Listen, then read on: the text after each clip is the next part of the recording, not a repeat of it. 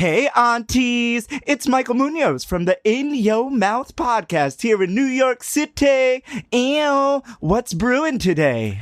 MinoriTea in your mouth. Ask your aunties, call me daddy. And Rue gets dragged for drag. So get your cups ready for MinoriTea Report.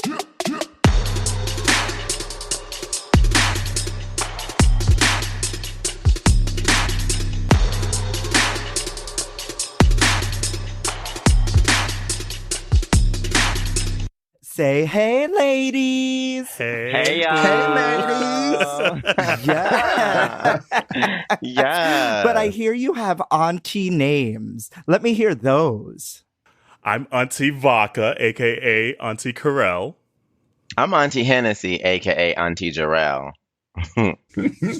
And I'm AunTea Chardonnay, your Auntie Dwan. Okay, boys, so where does that leave me? You're probably AunTea Tequila. AunTea Tequila, yeah. Well, the gag is I'm not Mexican, so that don't work. Yes. So Auntie what do you want it to be? Coquito. That's right. Ooh, Yes, Auntie Coquito. Auntie Coquito, I There we accept. go. Yeah. Or should I just be Titi Coquito? Because I'm like, There we go. there we Ooh, go. I like that. Because what is Coquito? Isn't that like coconut rum? Yes, Eggnog or coconut something rum, a like that? little bit of cinnamon. No, Okay, nice. it's Puerto Rican eggnog, y'all. Puerto Rican Yes, eggnog. Okay, I was on the right track. Yes. All right, Ben Vereen, you're on the right track. See, we got Come on, some vibrato. musical We got competition another over singer. here. Okay. Because see, Auntie Vodka over there, she be sneaking in a couple of songs every episode. I do. So do. I do. She be stretching I them can't vocal help it. cords. Clear your throat. Lubricate. Lubricate. But yeah. All this alcohol making me thirsty. Ooh. I'm not drinking tonight. Oh, she ain't drinking. Since when? No. I know. Well, no, I have a big interview and presentation in the morning, so I was like, I can't be getting lit Okay, that's tonight. fair. On Oh, the she trying to be podcast. professional. That's Exactly. fair. Professional. I love that. I That's usually fair. don't drink on the podcast either, but because you all are here with me and I'm here with you, I figured why not join in? Yes. When Yes. in Rome. Yeah. So what's on the libation list, ladies? Well, I'm drinking some red wine over here, Cabernet. So, nothing too crazy. Hendrix and tonic. Oh, that's you're my kind of auntie. That's my drink. That's my You drink. know, that Chardonnay does go down pretty smooth. Y'all both live in New York, so it makes sense. Yes. true. Yes. Well, I think that's a great segue before we get way ahead of ourselves, because to let our listeners know that I'm on your podcast and you're on mine. Yeah, it's a Exactly. crossover. We're doing it at the same episode. time. It's kind of like Scandal and what did they How used to Get do? Away Like with Scandal and Murder? How to Get Away with Murder. Yeah. Yes. No, I'm more of It's a like like your a 50 cents to take a bus to get down here. See me. No, I'm more of like a Golden Girls Empty Nest crossover. Okay, that's a good one. We'll go there. Hello, Okay. listen, Miss Rita Moreno was part of that cast, so I'm here Yes, for it. ma'am. I'm here for it. So, why don't you tell my listeners kind of what you guys are about? Yeah. MinoriTea Report is your aunties where you get to know us, and we're just a weekly socially conscious queer people of color podcast. We just felt like no one was specifically talking to our community out there, and so we figured why not us, because a lot of the conversations we were already having on the daily would be good conversations for the masses to hear and feel like they're included and seen. So we love to gag and giggle with each other, but also at the root of the foundation of the show is making sure we're talking on points that are affecting our community, especially going into 2020 with voting and making sure you're registered to vote, making sure you're aware of the candidates out there, and just things like that. And obviously Beyonce always comes into an episode, pretty much every episode. I mean, how Every could, time. how could she not?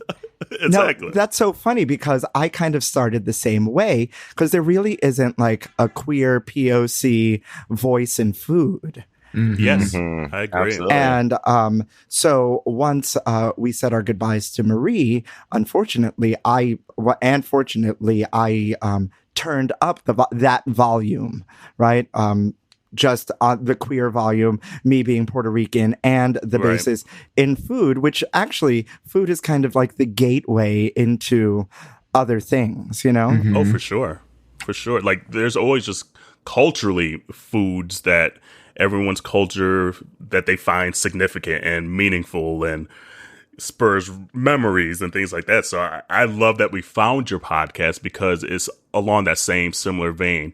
Even though we don't talk about food every episode, it seems to always sneak in somehow here and there. I mean, I love to eat. So I got no problem talking about some food. Yeah, that's right. In your mouth. Folks out there, I'm the only single one on the podcast. So this is dinner for one, honey. Come on, community. Come on, community. Slide in them DMs. Slide in them DMs, community. Listen, there are no third wheels in this community. Or there could be some third wheels. I don't know. Not mine. Jerrell goes, not in mine. Oh, Jesus. Sorry. We might be too spicy for the beginning of the show. Sorry about that. At least not for my audience. So, okay, good. So we got together via the interwebs, right? Yeah. I think most of us, 3 out of 4 of us, are old enough to remember when it used to be called the interwebs. And she called me young. Thank you. I love what those you think moments. you were the young one? No, just playing. Just edit that comment out. I'm glad it was you and not me. Because we don't really know each other. So I don't need to offend anybody. But so we found each other through Instagram. After kind of my first few solo episodes, you kind of reached out and we started talking and we thought, hey, we seem to have a lot of similarities and why not get together and do this crossover podcast, which I thought was a fantastic idea because in our discussions and getting to know you a little bit, I already love you. And secondly, what a great way to kind of introduce like different audiences to each other, because I'm sure my audience is going to really love you. And vice versa, honestly. Absolutely. And once we were looking through the IG, we're just like, okay. Hey, like, I think what spurred it first, we always kind of look at just like the different podcasts out there, specifically like POC podcasts, because we put that in a lot of our handles and our hashtags. But then I think it was the picture that you had put up on, I think either your personal one, where, I think you were at P-Town, and we're like, yes, mama, with the little onesie on. Oh. Yes, provided by Rainbow, not a sponsor. And so we saw that picture, and we're like, yes. Because we're all about just body positivity and wearing what you want to wear, do what you want to do, you know? And so that's what spurred it. And then we're like, okay, he has his own podcast. And so checking out the podcast, we're like, okay, we like the podcast. There could be definitely opportunity for a crossover because we've been talking about wanting to do it for a while and just waiting for the perfect opportunity to do so. So we're excited as well to I couldn't agree more. This. Yeah, we're popping our cherry. I mean, some of us ain't had one in a long time. So, you know. Oh. Speak for yourself. When's the last time you said it's been your first? Well, I had my first interesting dish. I can't even lie. Girl, you better dust them cobwebs off. But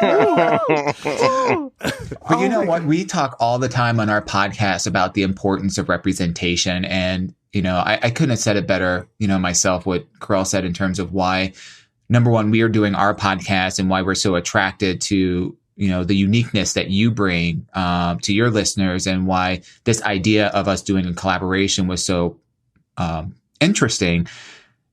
We're just voices that aren't out there. And, you know, we all have very unique points of view, very distinct points of view. And it's hard to kind of see yourself in others that don't really represent, you know, your background, where you come from, what you eat, what you put in your mouth, what you put in other places. And, but more importantly, just living your authentic self and seeing yourself being represented in somebody that understands where you're coming from. And we talk about that all the time. So, you know, we do dive a little bit deep sometimes in conversations that do tend to be a little bit heavy, but we also, you know, just have a grand old time That was an old timey reference. Let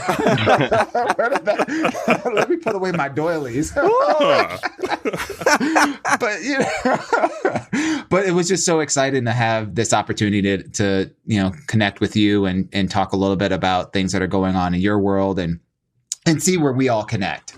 Yeah, I really love that because in coming up with especially like the new theme song and the new vibe, in my theme song I say I want to know what you eat from the street to the sheets, and it kind of leaves it a little bit wide open. A hole is just a hole.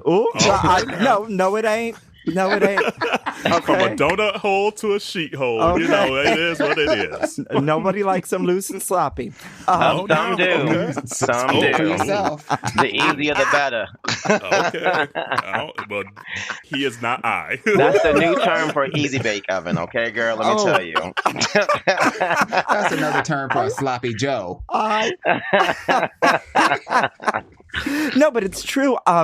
Because it kind of leaves it wide open. Speaking of holes, about to like the streets. Yeah, it could be like what I had for lunch or what I had for dinner, but also the conversations. Like we just had last week, I had a conversation about gay body dysmorphia, or the conversation I had about opera and food really was about why we should be still going to the opera as young people and how it's not a dying art, and kind of, having these conversations with other queer POC and soon, like the whole world, etc. But I often get asked when I go on these like food like competition auditions or like any type of like food personality things that what's your culinary point of view and like what are you trying to accomplish? And the first thing I always say is there's nobody that looks like me out there, and I haven't seen anybody since I was young, especially on food TV. They tried to make what was him? Clinton Kelly, like the gay food guy for a while. That didn't didn't really work. Sorry, Clinton Kelly, but that's okay. She has other talents. She does, and she already made her money, right? Speaking of what not to wear. So, but you know what I mean? Like, and I would always say one of the things is I want to be not only the gay voice in food, but to show the younger LGBTQ generation that we're not all Kim Kardashians or Beyoncés, and we all don't need to look like that, and we all can do and strive to do different things. And that's what kind of this pod is based in, and kind of draws from. And that definitely that you're enough, that you specifically, you are enough. Like my daddy used to always say, and it took me probably till I got older, and maybe even in this moment, that he's like, the most original thing on this earth is yourself. And you can't be anyone else. And a lot of times, especially in gay culture, and especially in POC gay culture, you don't see yourself out there enough. So you're always trying to live up to the Clinton Kellys and the whomever that the mass media is pushing at that moment, and a lot of time it's out of POC. Yeah. And so you feel like you're not enough, but you are enough. And that if you hear anything today and nothing else, that's what we ultimately want our podcast, at least for MinoriTea Report, to say you are enough in being a POC gay human being or LGBTQIA, all the letters, you're enough. So yeah, I love that. But I want to go back to something you said about not being able to be anybody else. We know enough ladies out there who transform themselves on a daily basis into about 10 different creatures. Okay. Where is the lie? True. None spoken. True. And but hopefully that's a journey into finding themselves, that they eventually lead themselves down a road saying, you know what, I did all of that to realize that I'm the coolest one out there. Like, I'm the dopest one out there. And but also they maybe find happiness in that. There could be, some people find also just strength in just being like, you know what, like, I can do this. I feel empowerment when I look like this, Yeah, and that's true. everyone has a mask of some sort, whether it's at work, whether it's at a bar, whether it's you're dating or dealing with your family when you're in the middle of nowhere back home, trying to stay closeted because you out and all the rest of the stuff. There's always some type of face that mask everyone puts on. But I mean, as long as you are healthy and happy, go for it, girl. I feel like podcasts like ours give people the courage to lean more into the trueness of whoever they are. And I won't, regurgitate all the things you said, because I definitely believe and agree with all the sentiments. One of the things I talk about all the time and with work, I do a lot of like leadership coaching and personal development coaching and communication skills, presentation skills, and all this other kind of like corporate-y kind of things. But I also root it in this one simple phrase, which is a challenge to love your voice. And every time I have a conversation with another person, or I have the same conversation with myself, it's really about, number one, recognizing what is your voice and understanding how to differentiate it from all the other stuff that you're hearing that you think is your voice, but it's not really you. And then being able to love it, appreciate it for what it is, and not try to transform it into something else, because you'll have a lot of people out there trying to tell you that who you are, to Carell's point, is not enough, or who you are is just wrong.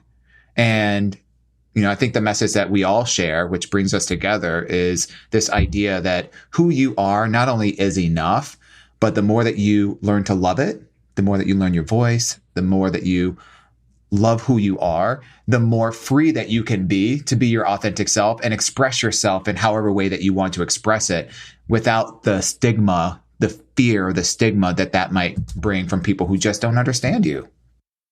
Yeah. Are you all familiar with that Marlo Thomas, like 1970s musical, Free to Be You and Me?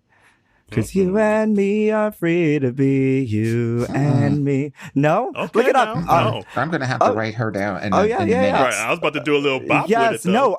Everybody famous was on it. And it was, it came out in the 70s as an answer to like gender norms for children. And there's songs about like Jill going fishing and Bill cooking, and things like that. And there's a song called "It's All Right to Cry." You just reminded me of that being like free to be. But going back to your podcast comment and loving your voice, I've been podcasting. This is my 83rd, 84th episode. This is granted my 4th solo episode on this lone venture, but and congrats on that, by the way. Thank you. Absolutely, honey. In watching like kind of videos on how to edit and like what things should sound like, one thing that stuck out from one of these YouTube famous people that he made a point in saying while editing, he goes, "It doesn't matter how crazy you think your voice sounds. I have been podcasting forever. I have won awards.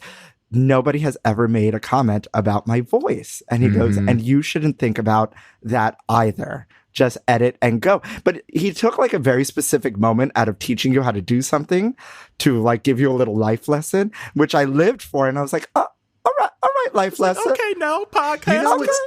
Meanwhile, I'm crying watching like a podcast tutorial video. It's so funny because literally tonight, right before we got on to do the recording, I was having a conversation with a coworker of mine. I'm actually in Hazleton, Pennsylvania right now doing a chaperoning, in a sense, a visit to one of our distribution centers. And I'm sitting at dinner and, everyone's talking about what are they doing afterwards. And what'd you get at dinner? It good? It was girl. We ate at Damon's, so it's like a TGI Fridays kind of like equivalent. Yeah. I bet you did. Ooh. Okay. She got name a history, was not girl. Damon.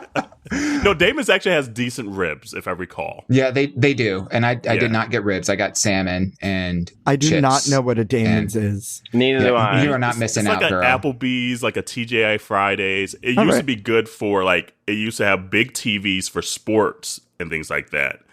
but then they kind of closed down a bunch of them. So I'm surprised to hear that name, Damien. Well, we're in Hazleton, Pennsylvania, so right. it's about 15 years behind. I'm sorry, Hazleton, but I don't think we have any listeners that are listening from Hazleton. People were asking you what you were doing. Yeah, so all that to say that, you know, people were asking, hey, what are you going to be doing after dinner? And I was like, oh, well, I gotta leave here because we're recording our podcast. And then one of, you know, my coworkers was saying, oh, you know, I've always wanted to do that or do like a YouTube video or YouTube channel or something like that, but I hate my voice. And I literally said to him kind of like the same thing about loving your voice, but then also, you know, I said, listen, what you don't realize is that you're the only one that has that issue because everyone else around you has been listening to your voice ever since the moment they met you, and they haven't had a problem yet. But some people lie. Some people ain't got the backbone to say something.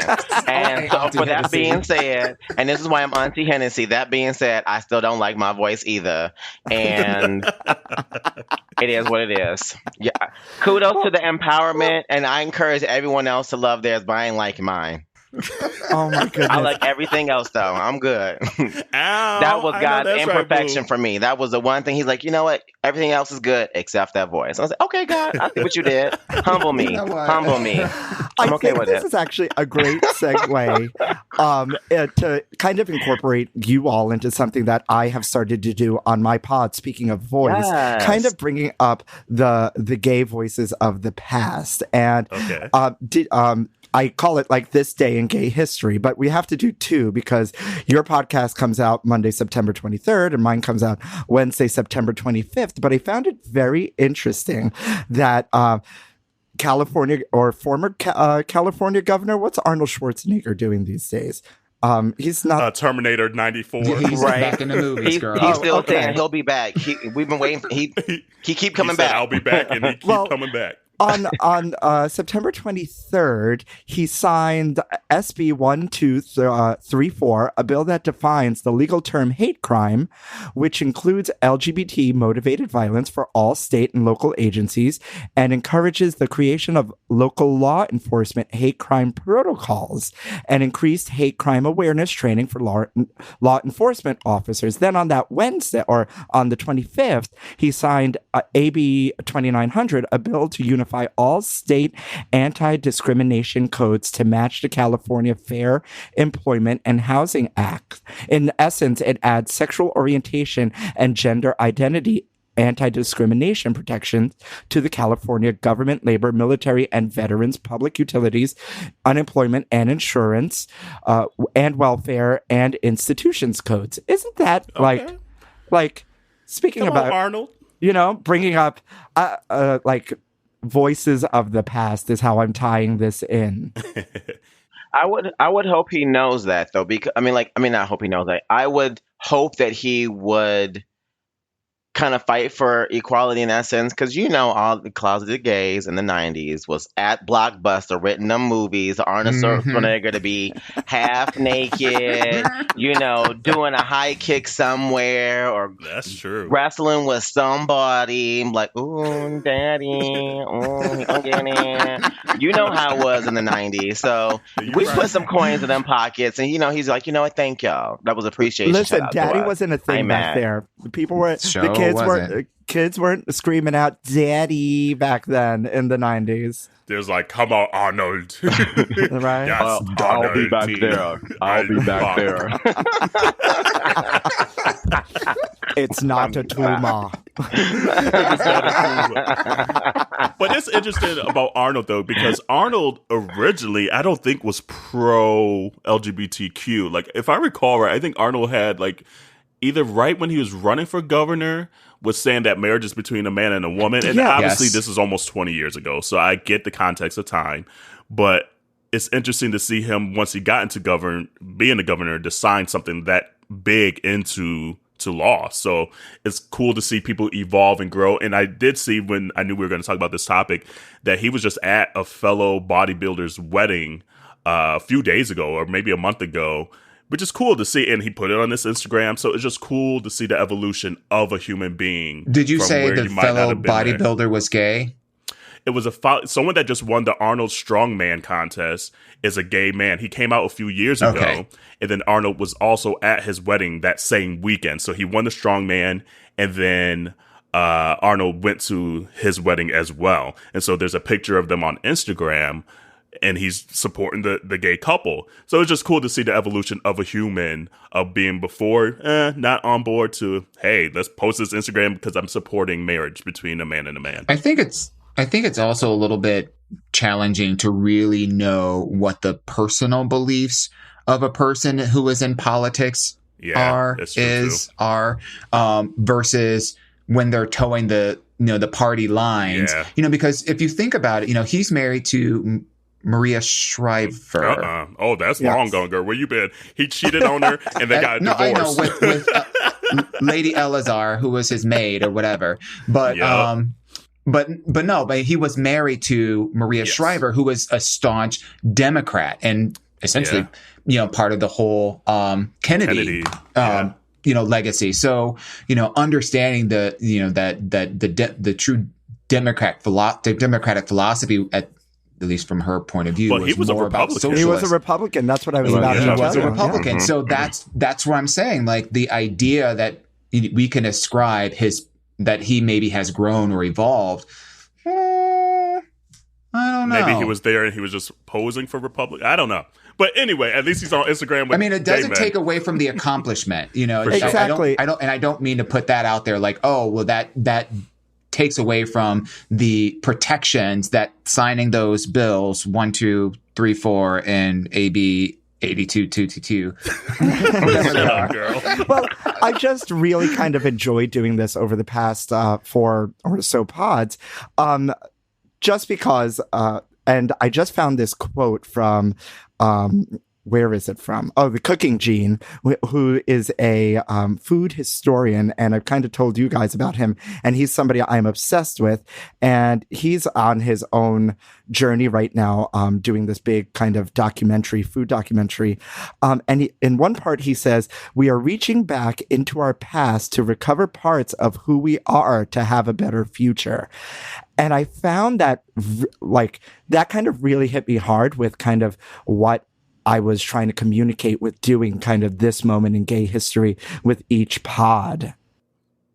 Yeah, to kind of get the context of today, looking back in the past. I like that idea, honestly. To reach back to remember from whence we came to where we are going, Yeah. That's true. They say you got to understand your past so you don't make the same mistakes in the future. And I'm sure my listeners are tired of hearing me say that, but it's important. I think it's really, really important to kind of, stay grounded in our roots. Well, truthfully, I mean, if you don't stay rooted in your past, then you have political climates like the one that we're in right now, kind of creeping up on you, and it's making life really miserable for a lot of people, So exactly, I couldn't agree with you more. I mean, but if we really want to kind of take this left right now and lighten this up, it also is. When your podcast comes out, I think it's National White Chocolate Day, and when mine comes out, it's National Quesadilla Day. Did you know white chocolate isn't even chocolate? I just found that out recently. Where have you been? I don't know. I was 31 years old today finding that out for the first time. But to be honest, I don't eat sweets. I don't eat sweets, so I don't have. I never really. I don't even do that. Not in this mouth. But not in your mouth, but in my mouth. I mean, I prefer other things in my mouth. Oh, okay. Now I caught it. Yeah, I forget what show it was that I heard that on, and they described how they made white chocolate or something like that. It's basically sugar milk. It's sugar, pretty much. It's sugar and butter and vanilla. Exactly. And fat. Pretty much. That's it. It just reminded me of Nell Carter in Hair being like, white boys are so pretty, their skin's so smooth as milk. You sound so good. I really like white chocolate like that. Listen, I'm living my best Nell Carter dreams. I know that's right. Right? Wait, and what was your day? National Quesadilla Day. Oh, I do love a good okay. quesadilla. So why gotta be white chocolate day on our podcast, and then it gotta be quesadilla day on your podcast? Yeah, I mean, that is ironic. On white chocolate. That is ironic, especially since the three of us are in interracial relationships too. So I'm just like, right. That is Girl, true. I'm glad you said it because you know I can't say it. That's true. Yeah. So community and in your mouth listeners. I'm not sure. Do you have a community name for your listeners? Is it just the listeners? Are they like Yeah, bars? just in your mouths? in my mouth. Those in my mouth. teeth? You know. The mouthers? No, my Juicy wacho, mouthed. my The wacho tongues. teeth. You know, The liquors, the no teeth, the no teeth crew. the gummers, the gummers. There we go. gummers. the hummers. Oh my God, the Ooh, gummers. gummers. You know what? You know, I'm gonna get some hate mail, I'm sure. Oh, Lord. For those of you out there that Those have a are all problem with that on my compliments. What do pod, you mean? please write to @the MinoriTea Report Right. on Instagram or @the Bianca Del Rio. Thank you. Thank you. I forget what I was going to say. Dewan has a very hard time saying the word interracial. And it's a gag that runs through our podcast. It doesn't come out, so What? I can't. He What do you cannot say that say? word for the life of him. He What do says you like say? interrelational, like Okay. it's wild. So that's what I we're think cracking up about. I think mentally my brain has to say 3 or more syllables with like every sentence, and I just can't get it out. He can it's never like get my that brain word says it's out. not enough. What do you guys like in your quesadilla though? Like, do you just like cheese and chicken? Cheese and chicken. I'm playing. I can't eat them. I'd be sorry for being graphic. I'd be like shitting the night away. No, Oh, I God. can't do the dairy.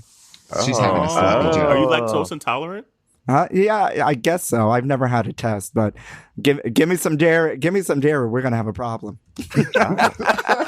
Oh. Just so I you mean, know. at least she'll be ready to go the next night, though. The next night, that's right. Depends on the man that you meet, girl. She might be ready the same night. Bottoming 101, honey. Bottoming 101. Have some dairy. It is New York. There's men of all different flavors out there. That there is. It's a city of bottoms, is what it is. I think every city is a city, but every city I've lived Every in, city. I can't live there. Wait. I can't live So there. my listeners don't know that you all are in different places, except for Dewan. Dewan's here in Harlem, right? Yes. And I'm here in Times Square. So if you've heard Yes. a horn or a siren, I always say they're not coming for my stash and they're honking for this booty. Come on, get it, girl. That's it. And then Carell, where are you? I'm in Atlanta, Georgia. Yeah. With all the chocolate menses. Yes, Yes. Melanin City. Come on now. I want to go so bad. Come and visit. You're welcome anytime. I've never been. I've been to a lot of the 50 states, and Atlanta's not one of them. It's a good time, and she's a good host, Yeah. too. Let me tell Yes. you. Mhm. Ooh. Yes. She'll take you to Swinging Richards, too. Oh, have a good Her time. and her is true. soon-to-be husband, Corey. So, and speaking of in your mouth, swinging Richards. Woo. Swinging Richards. Got, Ooh, yeah. You know, I love me the dollar bill machine and the club. So She's at club. And the I club. love it. And then I'm in the exact opposite. So I'm in Seattle, Washington. So the exact opposite of Melanin. Oh. So Right. yes. Yeah. White Chocolate City. That's Yeah. right. National White you know what? Chocolate Seattle Day. gonna be lit on Monday. Then that's what on the day that this podcast come out. It's gonna be lit here. You're going to be walking down the street. People are going to be really acting crazy. You're going to be like, what is going on? And you're They're like, gonna be I like forgot. traffic, That's White looking for my Chocolate Day. chapstick. What's that? Malibu Most Wanted. Oh my goodness. That is crazy. Speaking of white chocolate, do you guys follow white chocolate on Instagram? No. There's No, a what white is that? chocolate That is Instagram. the Just devil's treat work. yourself. That is the devil's He's work. a white Oh, boy Lord. in Africa, and he can Oh, move. yes. He Yes, can. I've seen that. Is he in he- Africa he or like the twerks it. islands or something like that? Yes. Yes. I have seen Treat that. yourself, honey. Wait. I have I'm seen that. getting there. Wait, we don't have enough time on this pod. Oh, man. I may. Ooh. Oh my God. No. Just looked watch it a up. video. If you look at just the picture, it's like, but you watch a video, you're like, No, you're gonna have to Move send them this to me hips. later. We don't have enough Right, time. we ain't got enough time. We We'll be ain't got no distracted the rest of the whole episode.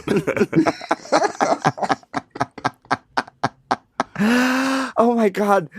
This is hysterical. I just find it really, really interesting that the three of you, being so far away, have come together once a week to kind of commune and be sisters, be the aunties, and kind of come together and talk and relate to the people. Honestly, it's turned into my weekly therapy. Yeah. Same here. Same here. Even if no one listened to the podcast, if hopefully a couple people, and this show is growing and it's awesome. But what I find is hearing the different point of views, because we all don't get along all the time, or we get along but don't have the same point of view, I should say. Yeah. And just hearing the different point of views gives you a moment of pause, saying, oh, I might not have thought of it that way, or you are going through the same thing I'm going through. Let's hash this out. And a lot of times we find that even before we record or before we push the record button, we have a whole episode before the episode. That's just for us. Exactly. And just to get out what we need to get out. And then B, it is awesome to see what we call the community. That's what we call our MinoriTea Report listeners. Just hearing the feedback that they provide, that they now finally feel seen, or more seen and more heard now. And just the stories that they're able to give us and the experiences that they're able to give us. It's been great. And so that's why we continue to do it week in, week out, because it's genuinely a therapy session. Wow. My therapist divorced me. Oh, see, she's a true New Yorker. No, she actually left to go. You can't call yourself a New Yorker unless you've been kicked out of the doctor's office. Yep. You live half of your life at the U.S. Post Office. All your mail is being stuck there. And the rest of the half is just chasing away rats in the subway. That's right. No, she actually moved to Portland to marry her lesbian lover. So it's beautiful. Okay. Yeah. Okay, well, shout out to her. Yeah, the Pacific Northwest will do that to you.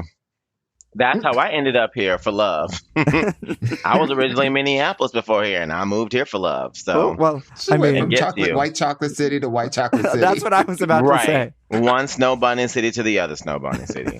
I used to call her Dr. Lesbian. Not a doctor is a lesbian.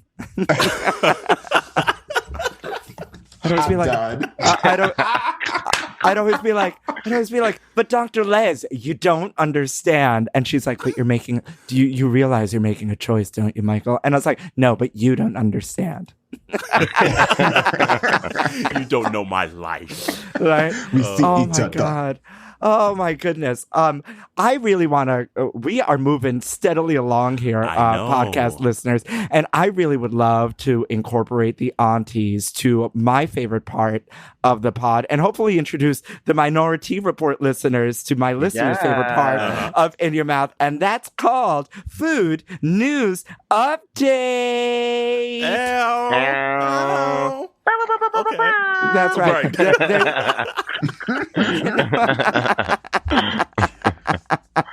So, boys, I don't know if you know, but there's a ton of food news on a daily basis out there, and it's just a bunch of tomfoolery. And the first one I kind of want to introduce all of you to are that people are freaking out over Hostess hinting at a peanut butter and pickle sandwich Twinkie. Yeah, that sounds like a pregnant Twinkie. Somebody got pregnant and made that up. Well, apparently on Monday, the week before your pod comes out, the brand took to Twitter and tweeted a photo of the peanut butter and pickle sandwich Twinkies.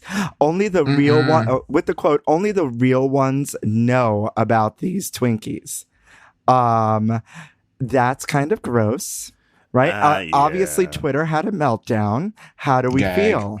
It's like raisins and potato salad. It's a no for me. It's a boot. They ain't getting That's a hard boot. Okay? Hostess ain't getting none of your money. Wait a minute.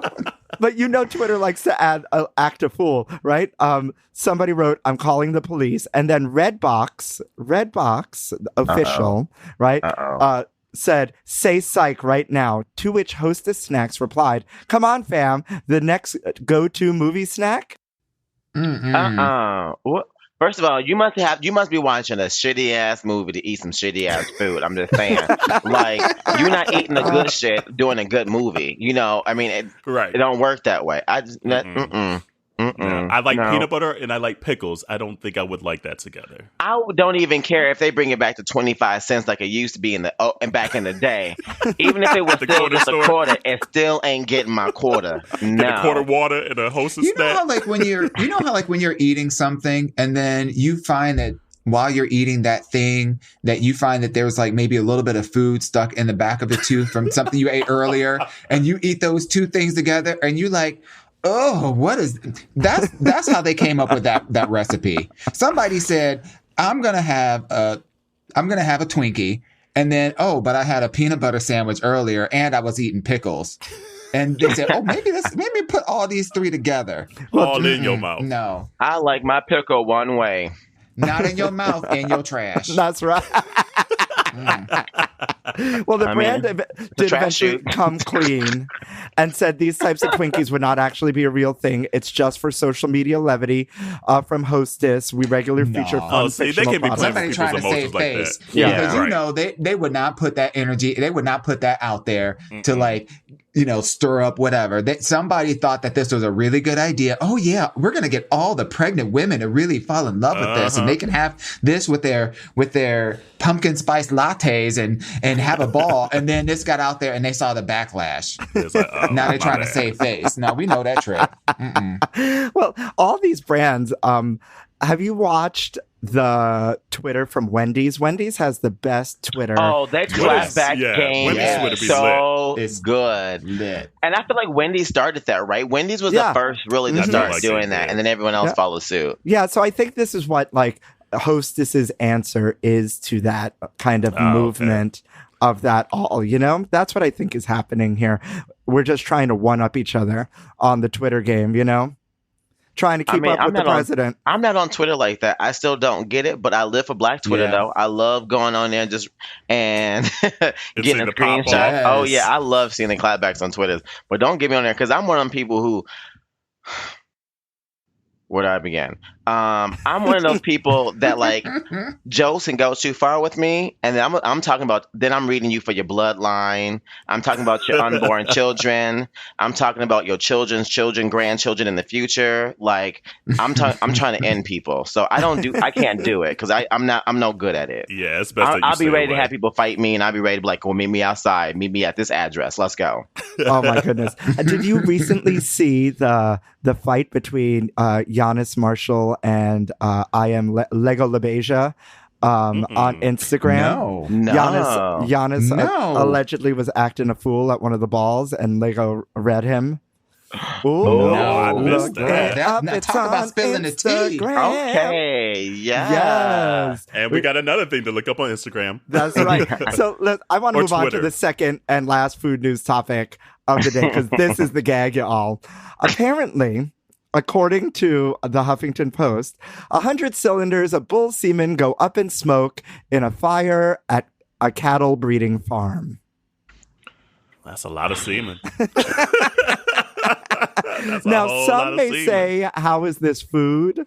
But, you know, as gay men, sometimes... It's protein. It can be protein. It's a source You can of be on that protein liquid shake. diet, Pride weekend, and that could be the only meal you get while you in Pride. And just in case you didn't know, there is a semen cookbook out there called Natural Harvest. So this qualifies. What? Mm-mm. Is there Wait, really? so like, who's semen? Just like bull semen or any semen? No, human semen is the natural cook. Shut Yeah, it's called Natural up. Harvest. Paul Foti. Look it up. It's on Amazon. I don't need no cookbook though. I already know what Nope. to do. You already know it. She know how to stir that pot Satan, I already. rebuke you. Warm it up, la la la la la. So, anyways, apparently, there was a fire at a cattle breeding facility in Gippsland, Australia, and 100 cylinders of prized bull semen went up in smoke. They were in these cryogenic cylinders, and the heat caused them to explode and splatter the burning building.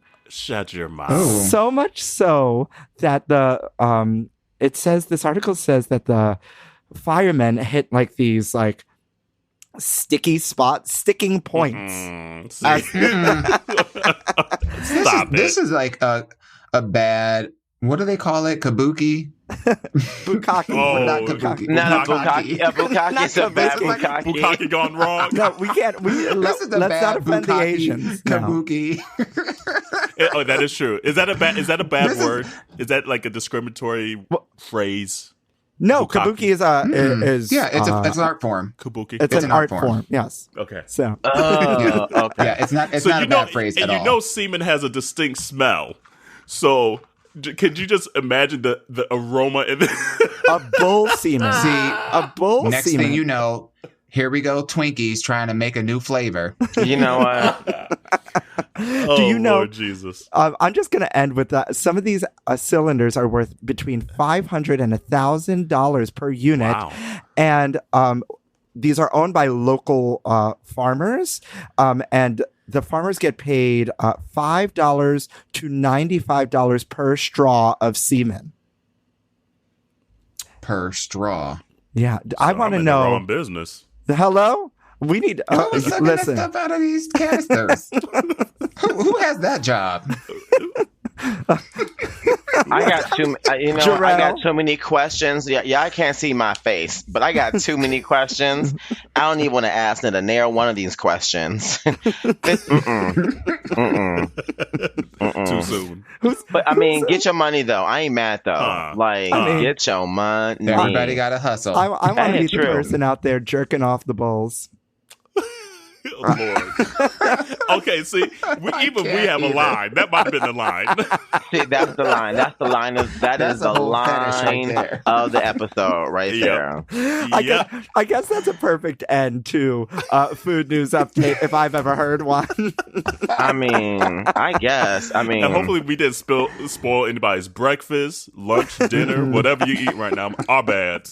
see, while you're doing that, I want to be at Dreamboyz Coffee down the street from my house. That's what I want to be doing. Ooh, what is That's what I- Dreamboyz Coffee?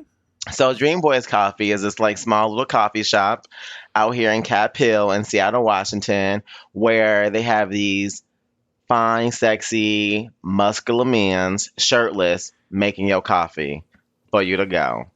It's not. I wish it was a cafe. Thank God it ain't a cafe Yeah. because you know what, it'd just be too much. But shout out Googling and Well, you got to Googling. check your milk in this True. location. True. Not But- checking While we're milk. on the subject. Check the I'm gonna be milk. lactose intolerant for a couple of weeks after this episode. Look. Just gonna put it out there. Look, I know but- we posted a picture of Jerrell with them on our Instagram. So check out MinoriTea Report's Instagram. with Brandon and Jashawn. Shout out to those two because they're the two main Dreamboy Coffee boys that be working Hey, here. y'all. Very good looking. Yes, And they and are. they're hiring some people in the community. You know, if y'all out here, they still need some more baristas to be shirtless. And I know a couple of y'all. Y'all fine. Y'all can be out there too, being a dream boy. Ow. We are Dreamboyz. Oh, we'll make you We'll make happy. you happy. So thank you for joining Yeah, us. yeah. You were supposed to love me. Right. Ooh, all these steps and harmonies. Listen, yeah, I can keep going. I'm with you. No, but it's so funny that you bring that up because a very long time ago, one of my food news updates was about Bottoms Up Espresso, which is in California, and it was a bikini espresso bar. So it featured these women in bikinis, and they just got shut down by the state in some of the counties because it fell under these like adult entertainment laws that Interesting. can't serve food And they can't be. and they can't be near Yeah. food Interesting. in They risque can't serve clothing. food. In risque clothing, even though it's a coffee shop, it's not the same. Well, There's that a ain't battle going down in on. Atlanta because the strip clubs be having the best food. True. But oddly enough, this Dreamboyz Coffee used to be a bikini coffee shop. So it used to be of women in bikinis making Oh, coffee. so maybe it's the same But- owner. It could be, but the reason being that they changed it to guys is because Cap Hill is the gay area, it's the gay neighborhood of Okay. Seattle. So they were like, Oh, so they had bikini girls in the gay area before? That's why Right. it closed down. right, exactly. Like, I mean, ain't no shame to the female body because I love me a good figure girl. I love me some girls, absolutely. But they would get my coins today. They did. They did. I'm sorry. They were real cool. Yeah, they're actually really cool people. I may have to Venmo you some coins just to throw in the tip jar for me.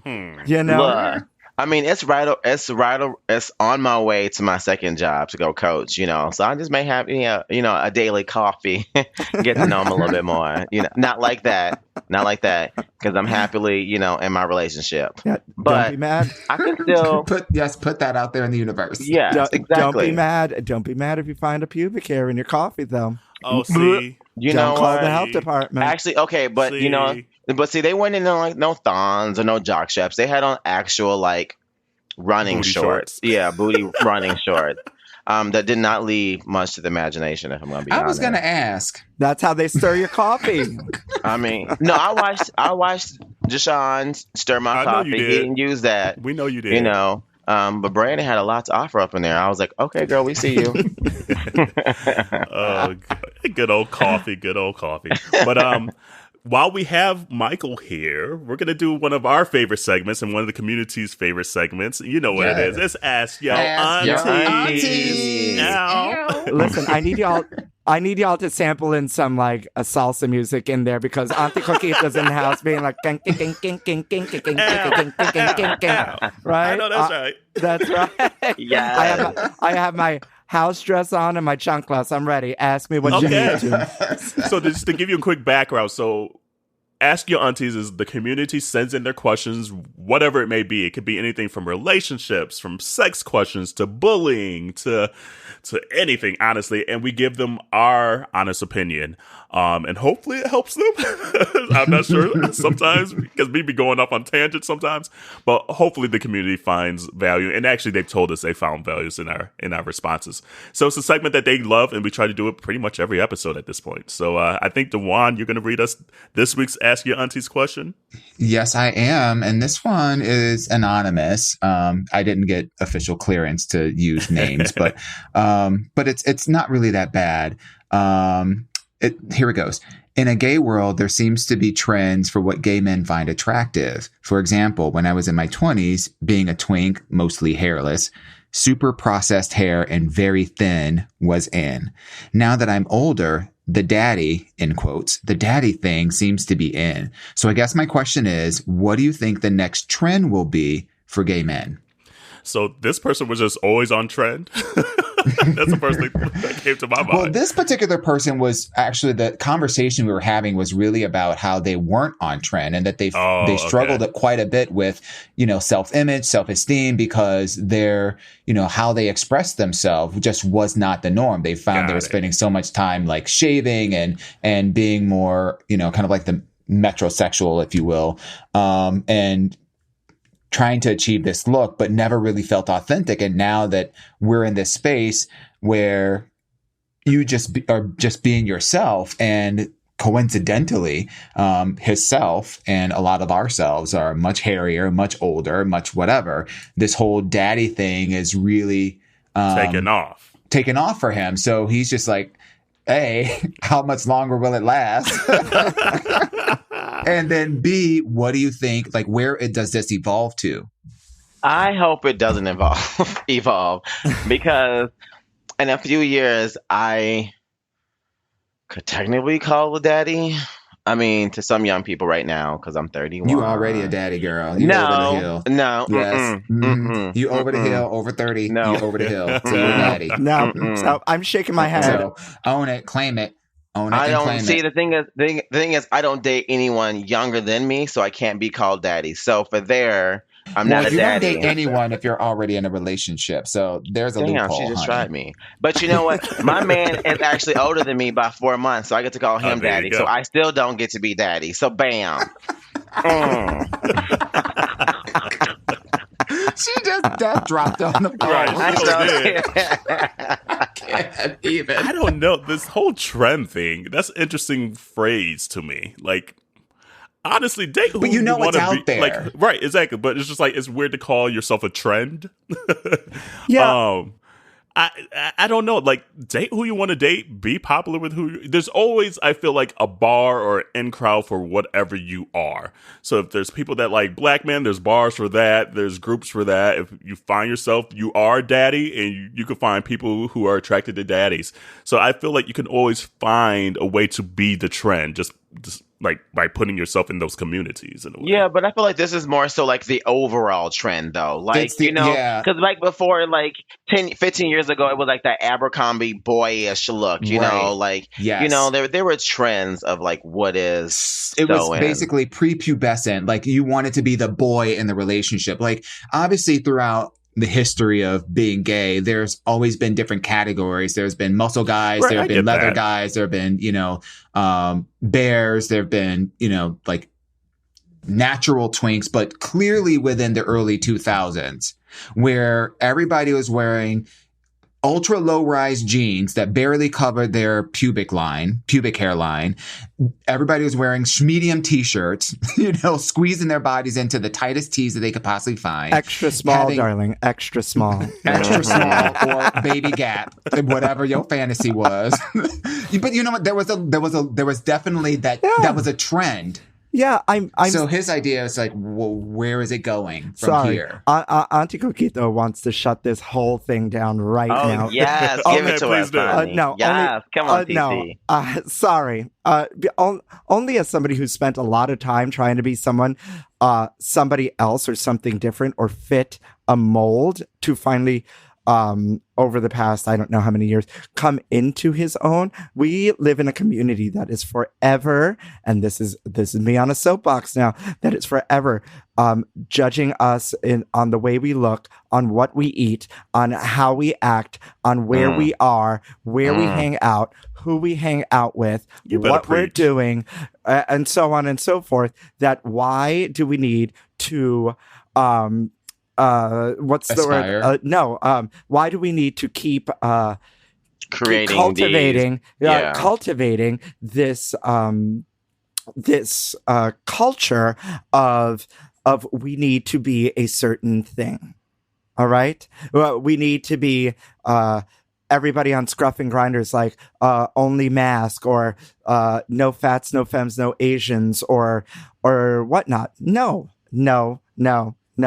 And I get it. I get it. It's going to happen with or without me, whether I agree or disagree with it. But why do we have to adhere to it? And why must we perpetuate? And why must we perpetuate and allow it? That was the word I was looking for. Perpetuate it. Why must we give it life? So how do we fix it? How do we fix it? Because we're beautiful, right? Listen, I'm an equal opportunity fucker. You hot? That's what I say. I say I'm the UN. All right. I don't care how big you are, how small you are, what you look like, if you're hairy, hairless, you know, if you're purple. I don't care. Like, and that's okay, Barney. Yeah, hello. She's a simple hoe. She said it's dick 30. It's dick 30. And if you got a fat ass, 10. Even better. I know that's right. Yes, that's my 2 cents on this subject because I think it's kind of what leads to it leads to the disjunct that we have as a community. Like we are not a community together as one in many places, right?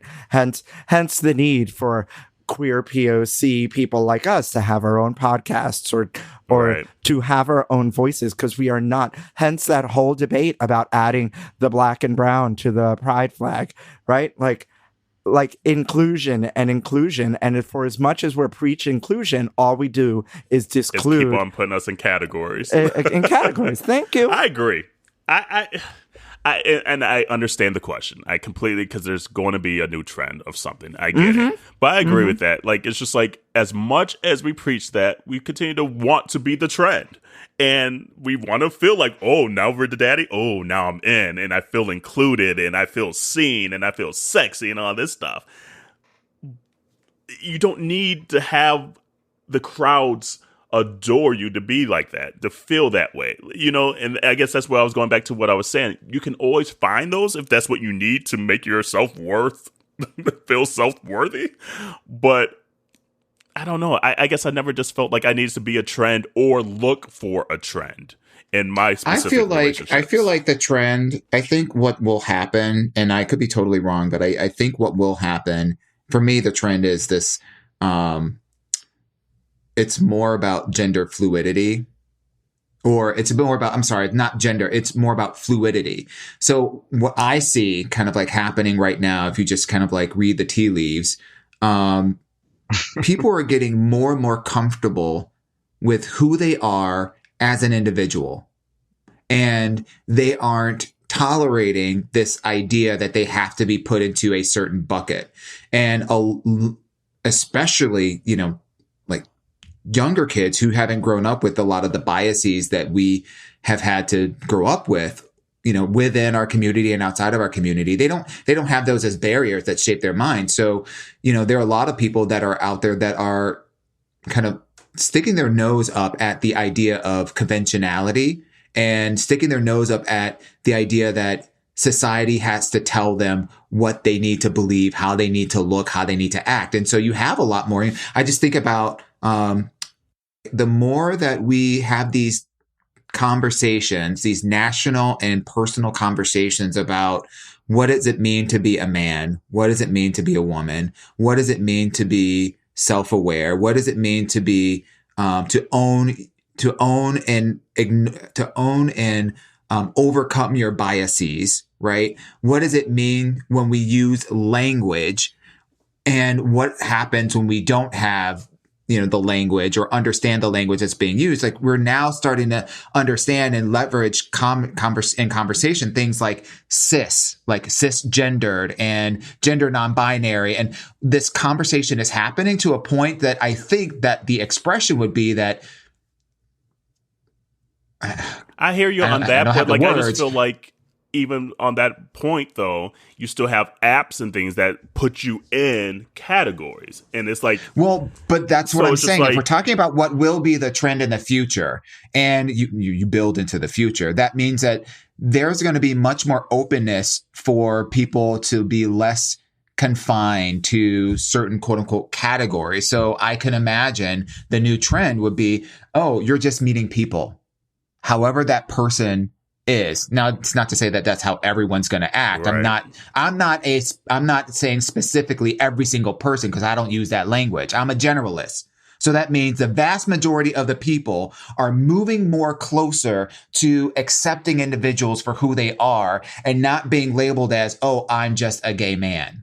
Well, maybe I'm a gay man that I want to have sex with women from time to time. But relationship wise, I want to be more in a relationship with a man. I guess I just think from technology's sake, it's easier from a technology's sake to still put people in categories and boxes. It's easier, yes, but easier doesn't make it right. No, I didn't say it was right. It's easier to have blacks as slaves, right, but I that don't get that. make it right. I agree with that statement. However, I don't foresee apps and websites and things, because just the way they have to build things to get it out to the masses still puts people in these categories, but still programs folks to think that way. Or they're not, what you're using is a construct of what technology, how technology is leveraged today. I get that. So if you expand your horizons my horizons are expanded. I got you. We're not talking about your legs. We're not talking about your legs. We're not talking about your legs, bitch. Horizon, okay? All I'm saying is, when we talk about imagining what will be in the future, it doesn't help us to use today's confines or constructs to define I'm with that. you. I got it. I understand all that, but my point is just with technology. Yeah. Listen, Whitney once said, "I believe the children are the future." The future. Okay. And listen. And she also said, Bobby! And she also said, crack is whack. All right. I'm too rich for crack. She said, show me the receipts. Oh my God. No, I understand what both of you are saying in the sense of, yes, if we're talking about what will be, well, great. You and I live in New York City. We live in a bubble, right? Much like talking about this president, we live in a very liberal city. You move outside of this city and not to like the coasts, right? To like inner America, and everyone's pro number 45. For sure. Like, it's a very different world, right? It's not where you come from, okay? Okay, Lisa Bonet. And so,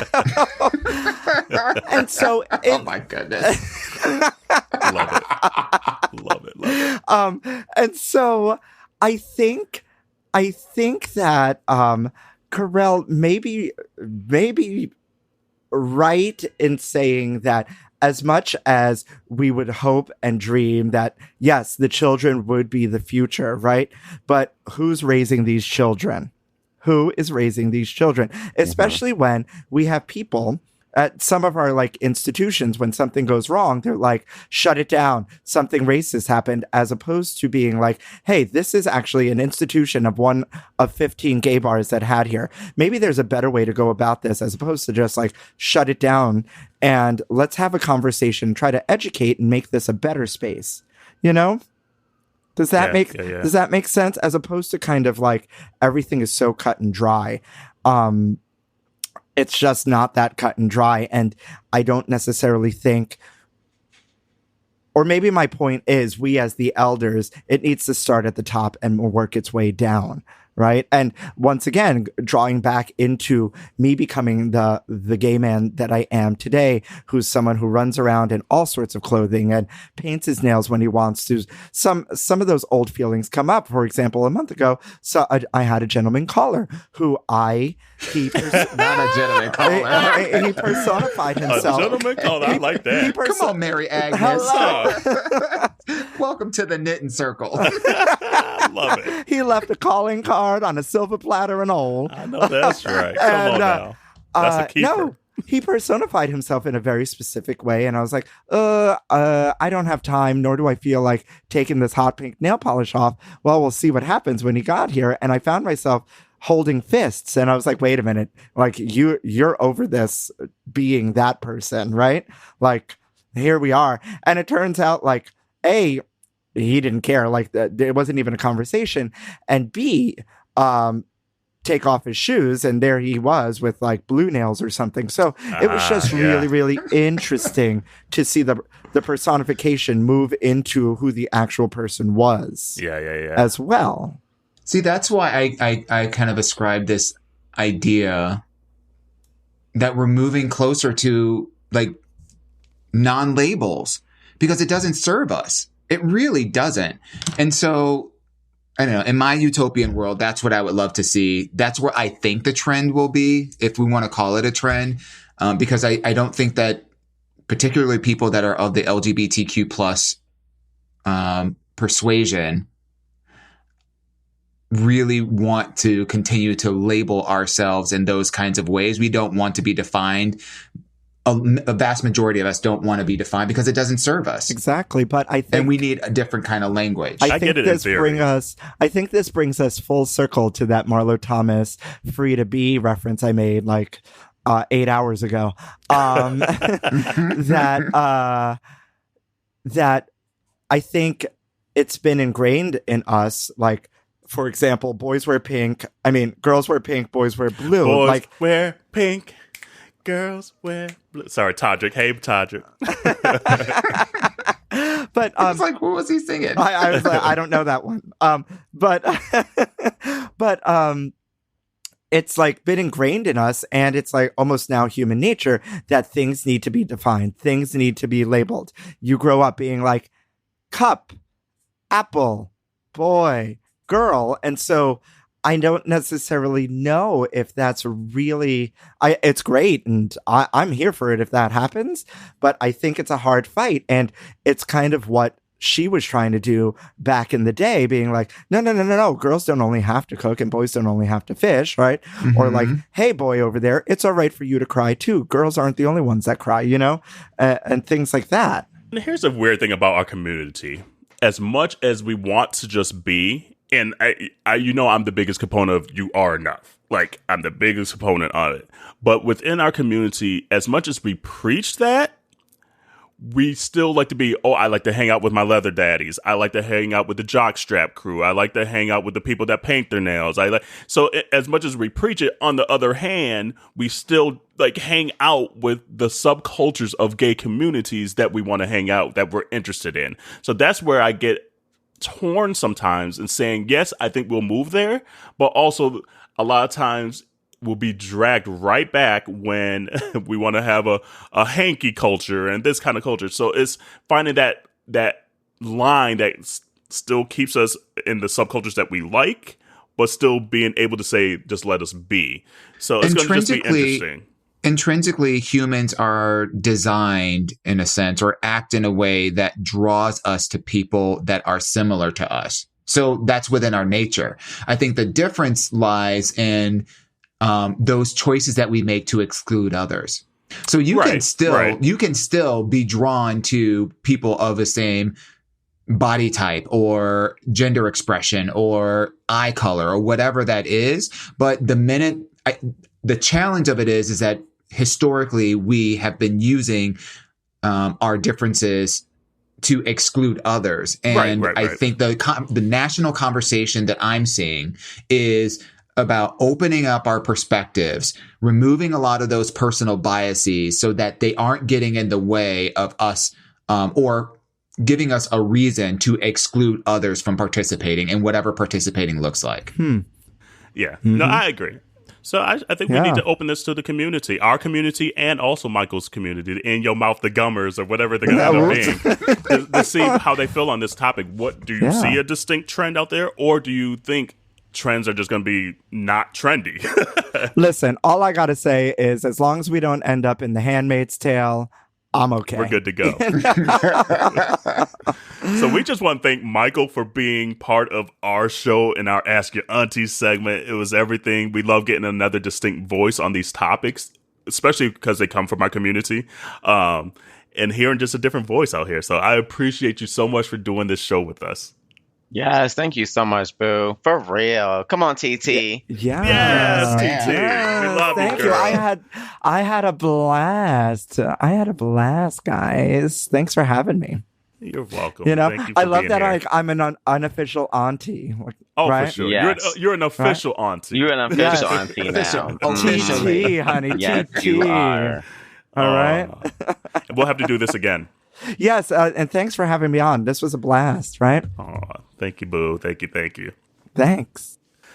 So, yeah, too bad Michael's not on here. He probably wanted to talk about Beyonce, because Beyonce had her documentary this week. Did you guys catch it? Yes. I did catch it, and I liked it. I don't know, like I didn't feel like it was anything special or different. I feel like it felt kind of like Homecoming, but for poor people in a sense. Ooh. Like because it was just on regular TV. You didn't need Netflix, or like it wasn't like Lemonade where you need to have HBO. All you needed was an antenna. Yeah, all you needed, exactly. You know what I'm saying? So like, I just felt like... Bye. But but I appreciate her though being like, I want to be accessible to everybody. I do appreciate her finally being like, you don't need title, you don't need this, you don't need this. I thought you can tell that was a thoughtful thing of her, because she has never at least done that. But the production of it just wasn't anything special to me. Yeah, earth-shattering, exactly. I did love the behind the scenes of getting to meet a lot of the other artists that help put together the gift. I thought that was really awesome, and I'm glad that she featured those people. And it also just wasn't about Beyonce. It was about the purpose of the album and everyone that worked hard to put it together, which I felt was kind of like humbling of my queen to be like, we are a kingdom, peasants on my opportunity. Right. She's like, we're here because of the people, And I was like, okay, I'm okay with it. and she's on her private jet with her twins and everything. Yeah, exactly. Right. Exactly. You saw all those moments in there too, but I think, again, the thing I love about it, like, you can't argue that Beyonce isn't talented. You just can't. Like, this was just another documentary or another show or special, I should say, that just shows how talented that she is. I mean, just from hearing her vocally sing, to playing the piano singing, to just how she wanted things to sound and where her vision is and how her mind processes and work things out. I mean, This is why I don't like people that's not a Beyonce fan. This is why I just don't get along with Beyonce haters, because there is literally no reason to hate. There just isn't. Yeah. There isn't. I love that kind of stuff. That's the nerd part of me. Like, obviously, I create music and things like that, so I love seeing the behind the scenes of how songs are made, to see their setup and things like that. And it shows a lot of folks now that you don't need a big studio anymore. Literally, they had their laptop, they had like a little like a universal audio, I don't know what they call it, mixer preamp thing, and headphones and a mic.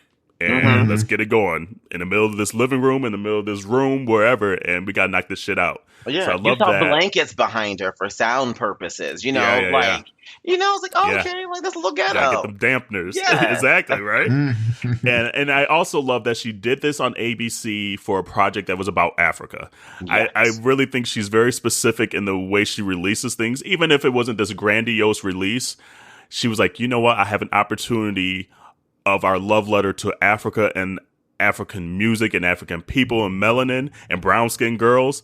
I'm going to put this on the most mass way possible. Not the titles, not the Netflixes. I'm going to put this on regular ass TV, ABC network, right after Dancing with the Stars. So we know middle America's watching, and show you some more melanin. Yeah. And I love she has her ways of just force feeding her message when you don't even know she's doing it. Exactly. I'm so here for it. And so that's what I enjoyed about it. I was like, yes, it's not Homecoming. I'm going to watch Netflix Homecoming 20,000 more times. I recorded this. I'll probably watch it one more or two more times.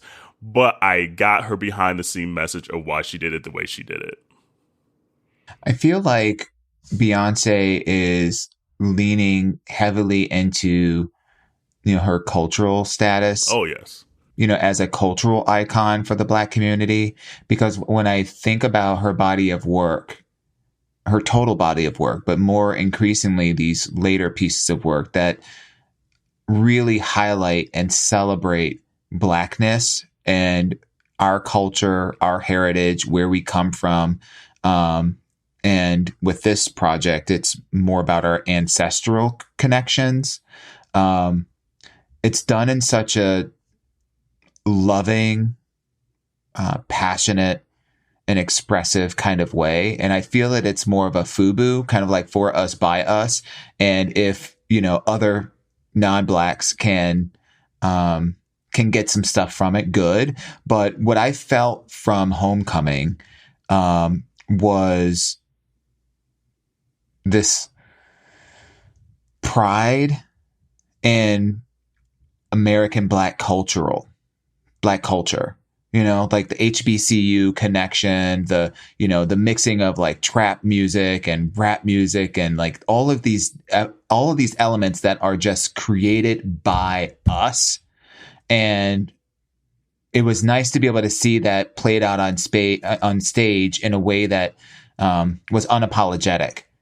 And then with this, I felt like this was a for us, by us kind of moment. Like, if y'all can get some stuff out of this, that's added bonus. But I watched part of it the day before yesterday, and then I watched the rest of it today, and I left it feeling really proud of my heritage, the desire to want to be more deeply connected to my African roots, and proud for like the anthem that she created for beautiful dark-skinned girls that, I keep thinking about what she had said. She said something to the effect of, I wanted music that parents could share with their children and they both enjoy it, and that children could share with their parents and they both enjoy it. And that message was it was really powerful. And I like that she had Kelly Rowland in it too. Like, I think Kelly Rowland explained it best for her.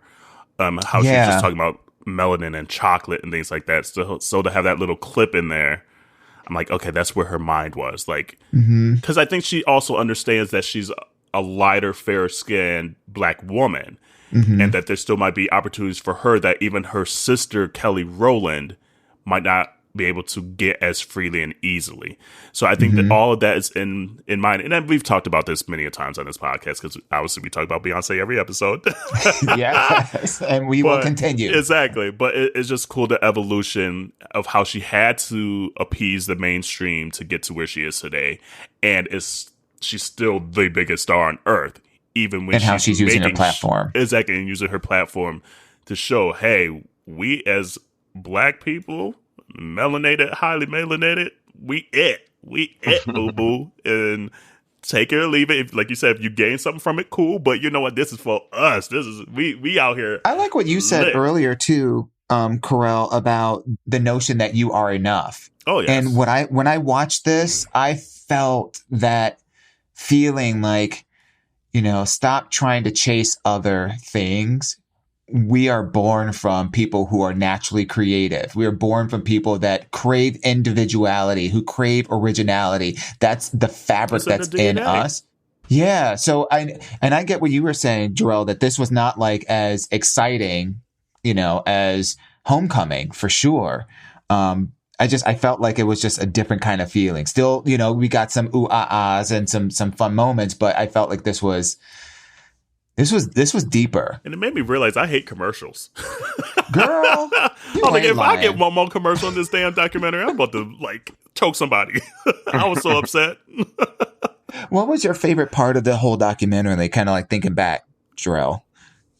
I don't know. I do love that she is also teaching Blue Ivy. When Blue Ivy took that moment and she talked about the headpiece, what that mean, and then the beat it part two, but yeah, no, it says that, the fact that she is understanding what her mother is doing too, and to be so young, it's again teaching the future about where we come from and making sure that our history does not get lost.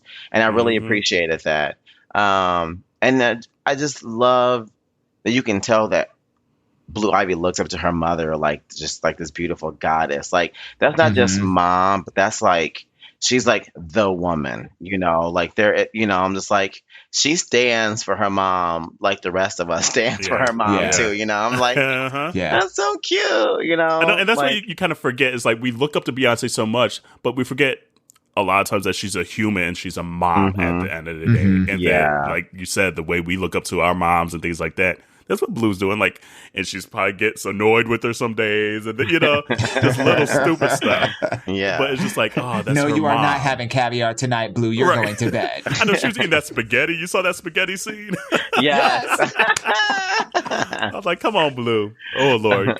I can't wait to Blue in the future. Blue's about to be it. We think Beyonce's it. Blue is about to be it. Oh, I know it. I mean, there's no way she's just not soaking up all of it, of that, all of that excellence, all of that. Because Beyonce has the top of everybody, and that's your environment, that's your normal. Woo, Blue about to be it. Yeah, I know. Carell, what about you, Carell? What was your moment? I just love seeing the behind the scenes stuff. Like I said, I'm a nerd when it comes to stuff like that. So even on YouTube, I always look at trying to find behind the scenes or them in the studio or this and that. I just love the creative process and how things come to be. So even when she was doing that little operatic moment, people probably didn't even hear that in the background. I heard it. I knew exactly what part it was. Because if you listen back to it, it's literally a little 3-second clip that she has in what's the name of the song? I can't think of the name of the song right now. But if you don't listen for it, you're not going to hear it. But it's just cool for her. She's I hear opera. She does the little piece. And then literally it's more for background as atmospheric stuff more than anything. So I just love little moments like that. It's funny because you do that. When we were like, oh, do you like this song? You'd be like, well, the background vocals the background. Nice. You do be commenting on the small little details. And I was like, I know. But we're talking about the whole thing. Well, there was this one nice little part there. I always find the light in the darkness over here. I'm like, I know. Yeah. So I just love stuff like that. But once again, I just love that she's preaching this message in a manner that people don't even know they're being preached to. Yeah. And she just has this knack for doing that. and pushing our culture forward, making sure that people know we it, boo boo. Mm-hmm. So. And I know there's another heavier topic you want to, and I guess it doesn't have to be heavy, but like the whole notion with RuPaul this week, you saw that come back up again about who can do drag and who can't do drag and who she wants on the show and who she doesn't want on the show. And I don't even know if those words really came out her mouth, but that's kind of how it's been taken. And for the community that hasn't heard or doesn't know, this kind of came up last year or maybe even like a year and a half ago where the trans community felt like they couldn't be represented on Drag Race. And Ru came out with a comment, which now she says was taken out of context, saying that for women or transgender individuals to do drag, it now takes away from the irony and the risk of drag culture. And now Ru this week again is saying that, okay, a lot of that was taken out of context. And she's had transgendered folks on the show and things like that. Yeah, I thought but so. It kind of, and it comes up with the question now is like, what is drag anymore? Like, does it have to be a man impersonating someone, or is it now bigger than what it started at? Mm-hmm. To me, drag is a feeling. If I'm being honest, like, I mean, you've now seen like bearded men do drag and just they have a wig on, but they don't have their face beat. It's not clean shaved. They don't look like a full woman. Like I think drag is more of a feeling and the persona of just you living your best life, or you getting into a character that isn't necessarily who you are, but just an extension of who you are. And I don't think it matters the sex to do drag. Again, it's a performance, it's an art, and as long as your craft is to that level, I don't think it matters the sex, to be honest. I think anyone can do it. I mean, like, hell, like even children are starting to fall into the and love with the drag culture and stuff like that. Like it's so much bigger than just a man dressing up like a woman now. And I think it's time that we grow and we accept that drag can come in multiple different forms now. Yeah, I kind of agree with that. And how I almost liken it to, and I think this whole thing against Ru is kind of several things. So let me start with like almost an analogy. I feel like drag has become almost like what hip hop and rap was. Like at the beginning, it was a very specific thing. Hip hop culture, rap culture. But a lot of times things grow and change and evolve where now hip hop, rap is like a lot of subgenres, a lot of subcultures. And all sorts of Exactly. And a lot of different people in the community now. And like it, right, wrong, or indifferent, it is what it is. It doesn't mean it's not rap. It doesn't mean it's not hip hop. It might not be what your specific Bronx hip hop and this and that back in the day, your rock hymns and all this.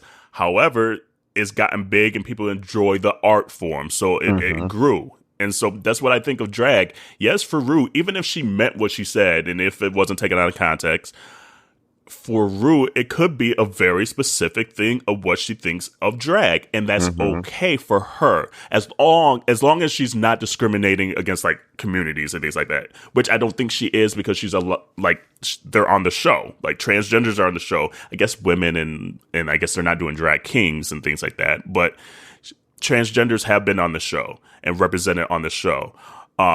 Another thing to that point, though, is it's Ru's show. And if she wants it to be a specific thing because it's a television show, that's her call. Yeah. That's her call. And we can't be upset about it because it's her show. If you don't like it, don't watch it. Yeah. Clearly, you're still watching it, so that's why you're upset. However, I agree with Jerrell. I think drag could be done by anyone. It's an art form. And I think where a lot of people still get it confused is drag is an art form. It's not you. It's a character. It's a caricature of whatever you created. Trans is who you are. Trans is a being. And so I don't want people to get mixed up because I think there's still folks out there that think, oh, if it's a guy putting on a wig in this, he must want to be trans and vice versa. No, trans is literally who you are to the core of your being. Like if you're a trans woman, trans guy, whatever. Drag is an art form, a culture.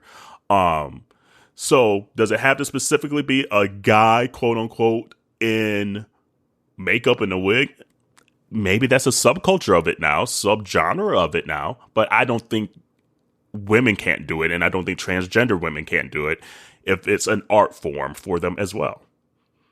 Yeah, I don't think that the Rue comment was in any way, shape, or form intended to be exclusive. Right.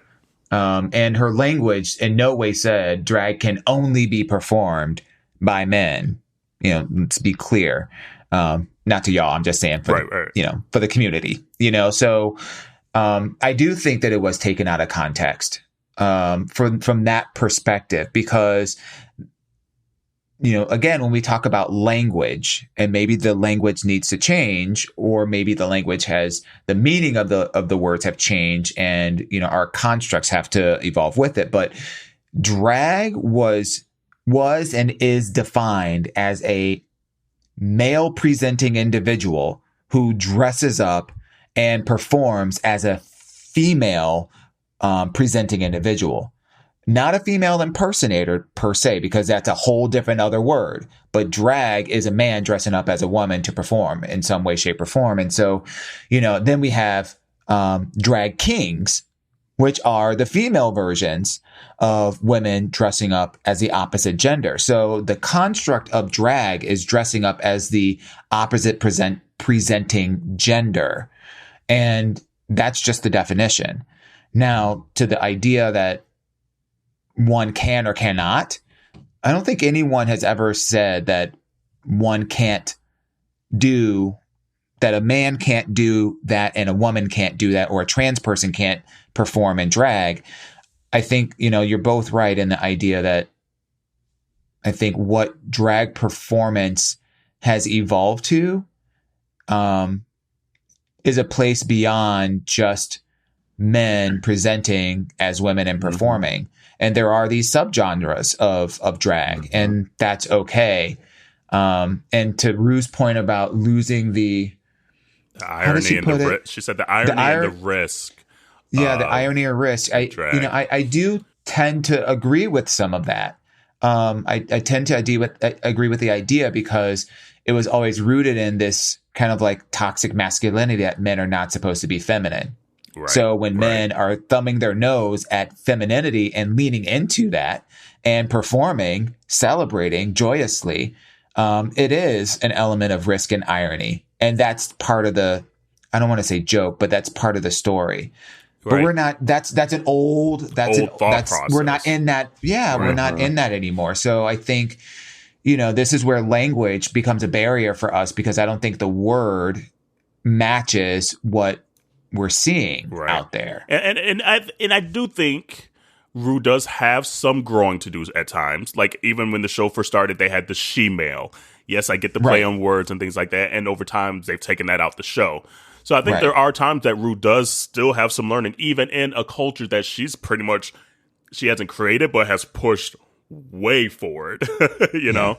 Yeah. And she might have some times where she has an ego about it, because she's RuPaul. Like, there's no one bigger. So I hope she does take the time and opportunity to still listen to what folks are saying, because she is the queen pen of that community. And if the community is telling you, hey, we feel some kind of way, hopefully she takes a slight pause and say, you know what, maybe I need to evolve as well, along with what I've pushed so far forward. She probably made her show may not have got picked up, so who knows?